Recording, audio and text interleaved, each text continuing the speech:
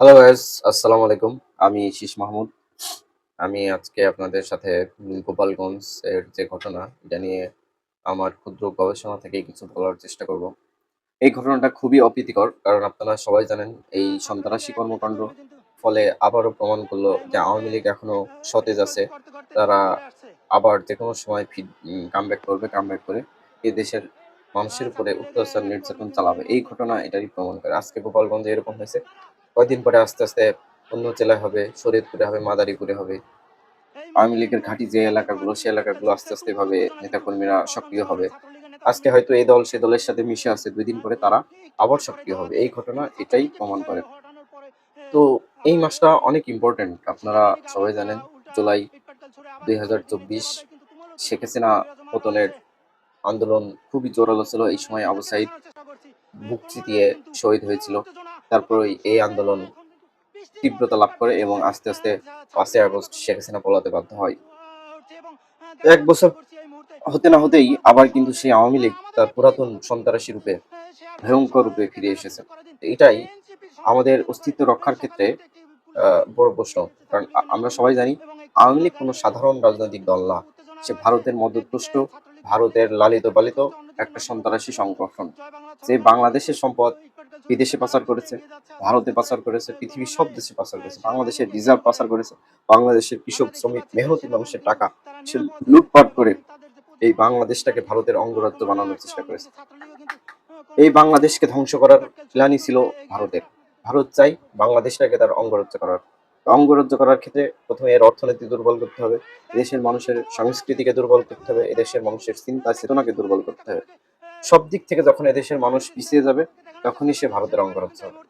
কারণ ভারতের সেই ক্ষমতা নাই যে এই ১৮ কোটি মানুষের সাথে যুদ্ধ করে দেশটাকে দখল করবে। এই দেশটাকে দখল করার তার একটা মাত্র ওয়ে, এদেশের সংস্কৃতি, এদেশের কৃষ্টি, এদেশের কালচার, এদেশের যে বিদ্রোহী চেতা মানুষ, এদের চিন্তা চেতনাকে ধ্বংস করা। যার ফলে আমরা দেখছি টিকটকার থেকে শুরু করে বিভিন্ন সেলিব্রিটি, বিভিন্ন আওয়ামী লীগের আমলে অভিনেতা অভিনেত্রীদেরকে হাইলাইট করা হতো। মানে এগুলোই বড় বড় মিডিয়া হাউসগুলো প্রচার করতো। কারণ আমরা এমন একটা সেন্সে চলে গেছিলাম, দেশের যা হয় হোক, রিজার্ভ চুরি হয় হোক, দেশের সম্পদ চুরি হয় হোক, দেশের এস আলম হাজার হাজার কোটি টাকা বিদেশে পাচার করে করুক, আমরা পরিমণি নিয়ে আছি। আমরা মানে দেশের নোংরা কৃষ্টি কালচার নিয়ে আমরা মেতেছিলাম। এই টিকটকার হিরো আলম, পরিমণি মানে এরকম মানে ছোট, ছোট মানুষদের আমাদের ব্রেনে পুশ করা হতো যে তোমরা এন্টারটেইন করো, তোমরা বিনোদন করো। তোমাদেরকে দেশ নিয়ে ভাবতে হবে না। দেশ নিয়ে ভাবার জন্য শেখ হাসিনা আছে, দেশ নিয়ে ভাবার জন্য আরো অনেক বড়, বড় মানুষ আছে। তোমরা শুধু এন্টারটেইন করো।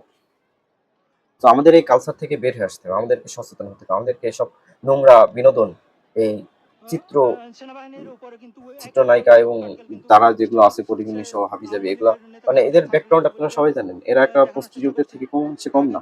মানে এদেরকে আমরা হাইলাইট করি, এদেরকে আমরা হিরো মনে করি। এবং মিডিয়াগুলোকে এইভাবে ট্রেন করা হয়েছিল ১৭ বছর। যখন কোনো একটা বড় ইস্যু, দেশের স্বার্থ আসে, তখনই এসব নর্তকী, এসব প্রস্টিটিউটদের সামনে নিয়ে আসা হয়। আমরাও সেটা দেখি, আমরা সেটা এন্টারটেইন করি। যার ফলে আ মানে আমরা প্রতিবাদ করার যে প্রবণতা সেটা কিন্তু হারিয়ে ফেলেছি। আমরা ভুলে গেছি যে আমাদের শরীরে আছে বিদ্রোহী কবি কাজী নজরুলের রক্ত। আমরা মুসলিম, আমাদের শরীরে আছে হযরত ওমরের রক্ত। এটা আমাদের ভুলে গেলে চলবে না। তো সবকিছু মিলে আজকের যে ঘটনা, এই ঘটনার পিছনে আমি মনে করি আ সেনাবাহিনী, পুলিশ যখনই আ এই বিদ্রোহী জনতাকে, এই সন্ত্রাসী মবকে ঠেকাতে ব্যর্থ, তখনই উচিত ছিল জামাত ইসলাম, বিএনপি সহ বড়, বড় রাজনৈতিক দলগুলোকে মাঠে নেমে আসা। তাদেরকে একটা সিগন্যাল দেয়া যে আমরা এখনো এক আছি। জুলাই প্রশ্নে, দেশের প্রশ্নে, দেশের সার্বভৌমত্ব রক্ষার্থে শুধু বিবৃতি দিয়ে থেমে থাকলে হবে না। আমাদেরকে মাঠে আসতে হবে। আমাদেরকে প্রমাণ করতে হবে যে আমরা বাংলাদেশ প্রশ্নে আপোসহীন। আমরা পৃথিবীর কোনো দেশের পা চাটার জন্য এই বাংলাদেশ নামক দেশের জন্ম হয়নি। বাংলাদেশ কখনো কারোর পা চাটেনি। বাংলাদেশ কখনো কারোর পা চাটবেও না।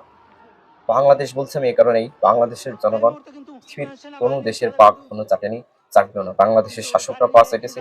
যে শাসকরা পা চেটেছে তারা পতিত হয়েছে, তারা এদেশ থেকে হারিয়ে গিয়েছে। বঙ্গবন্ধু শেখ মুজিবুর যে মুজিববাদ রচনা করেছিল এই বাংলাদেশে, সে কিন্তু এদেশে টিকতে পারেনি। তার কন্যা শেখ হাসিনা এদেশে টিকতে পারেনি বাজেটে। তো ভবিষ্যতেও এরশাদ এদেশে টিকতে পারেনি ভারতের বাজেটে। ভবিষ্যতে যে বা যারাই কোনো বিদেশি প্রভুর পাচেরে বাংলাদেশে রাজত্ব করতে চাইবে কিংবা চাচ্ছে, তারাও টিকতে পারবে না। কারণ এদেশের মানুষ এরকমই। এই দেশের মানুষের ভিতরে বিদ্রোহী কবি কাজী নজরুলের রক্ত। তারা অসত্যের কাছে কভু নত নাহি করিবে শির, ভয়ে কাঁপে কাপুরুষ, লড়ে যায় বীর। তারা বীরের বেশে লড়বে, তারা দরকার হয় আবার জীবন দেবে, তবেও তারা অসত্যের কাছে, অসতের কাছে এই ভারতের যে অঙ্গরাজ্য বানানোর যে প্ল্যান, সিকিমের মতো, হায়দ্রাবাদের মতো, ইনশাল্লাহ এটা কখনোই সফল হবে না। গজতুল হিন্দ হতে পারে, তবু বাংলাদেশ কখনো ভারতের অঙ্গরাজ্য হবে না।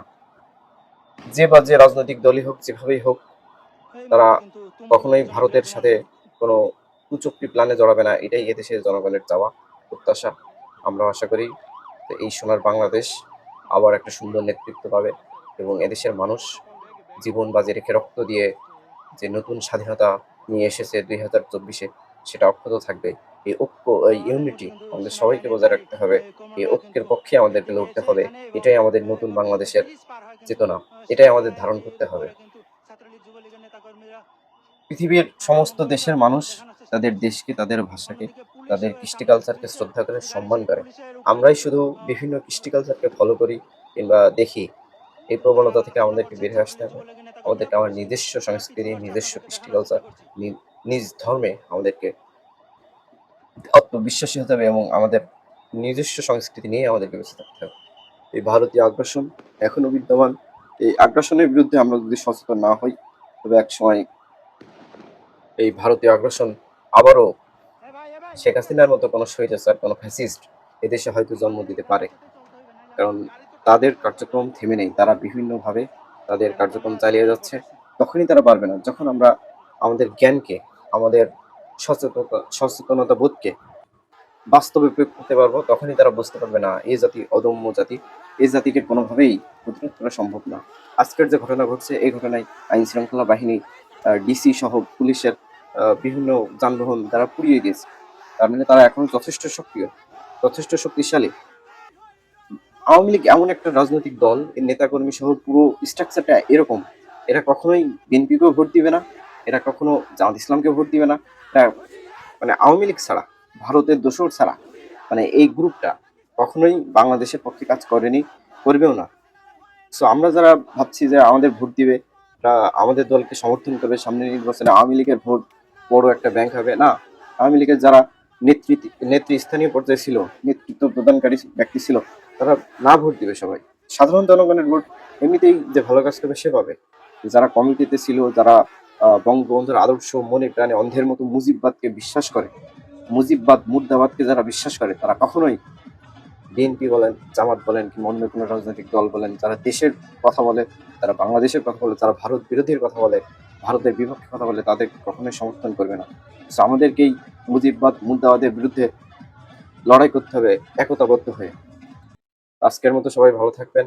সবাইকে অসংখ্য ধন্যবাদ। আল্লাহ হাফেজ। বাংলাদেশ জিন্দাবাদ।